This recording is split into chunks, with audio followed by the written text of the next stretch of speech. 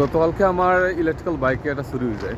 তো প্রত্যেক দিনও মানুষের বাইক চুরি হয়, যারা আপনার ডেলিভারি করেন তারা ডেলিভারি ম্যানগুলোর বাইক চুরি হয়ে যায়। তো কালকে আমি বুঝতাম পারছি তারা কি পেইনও মাঝে মাঝে থাকেন।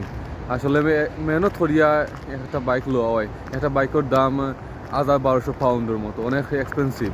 একটা ফেনি জোগাড় করিয়া মানুষের বাইক লয়, কারণ যারা ডেলিভারি করে তারা তো এটাও তারা সম্বল, এটা ছাড়া তারা আপনার কিছু করার মতো নাই, ওটা দিয়েও তারা রুজি রোজগার হয়।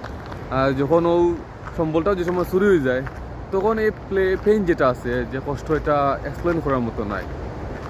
তো গতকালকে আমি যখন একটা হসপিটালে যাই তখন উইদিন ফিউ সেকেন্ড আমার বাইক চুরি হয়ে যায়।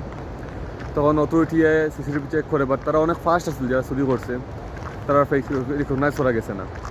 আর যারা চুরি করে এরা উপরে আমরা কমপ্লেনও করি, ফায়দা নাই, কারণ পুলিশে আরও ঝামেলা করে, ইন্টারোগেট করে, কোয়েশনিং করে। আর ইতারা কিছু করাও যায় না আমরা, কারণ এটা আন্ডার এজ থাকে। ইতারা কিছু করলে নিজের বিপদ নিজে ডাকি আনা।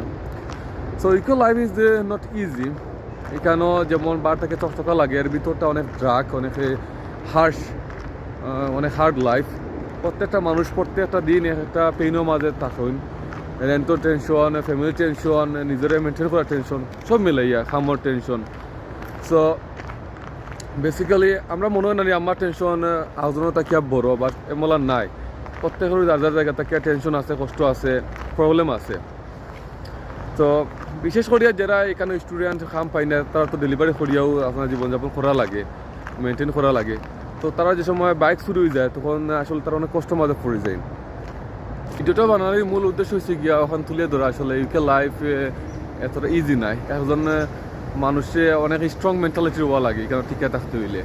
যারা স্ট্রং মেন্টালিটি তারাও আসলে এখানে টিকে থাকতে পারেন, এন্ড অফ দ্য ডে তারাও সাকসেসফুল হইন। সো এখানে যে দোকান বার থেকে চকচকা মডার্ন মনে হয়, আসলে এর ভিতরটা অনেক হার্শ, অনেক ড্রাগ। সো এটা বুঝিয়ে হওয়া লাগে। আর এখানে তো দিন দিন চুরি ডাকাতি এটা বাড়ে, কারণ হচ্ছে ফাইন্যান্সিয়াল কন্ডিশন সবরও খারাপ। আর যারা চুরি ডাকাতি করে তারা কিছু লস্ট করার মতো নাই। মানে যারা আছে না, যে সময় কোনো মানুষের কিছু আর রানি থাকে না, তখন সবটা করতে পারে, তার কিছু তো বাধা লাগে না।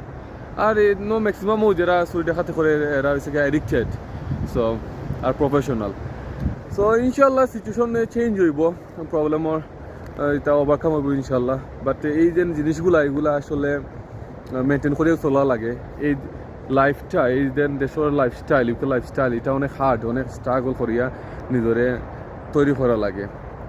So that's all. সবাই ভালো থাকবা ইনশাল্লাহ। অন্য কোনো এক্সপিরিয়েন্স শেয়ার করার লাগে আবার আইমু। টিল দেন, আল্লাহ হাফেজ, বাই।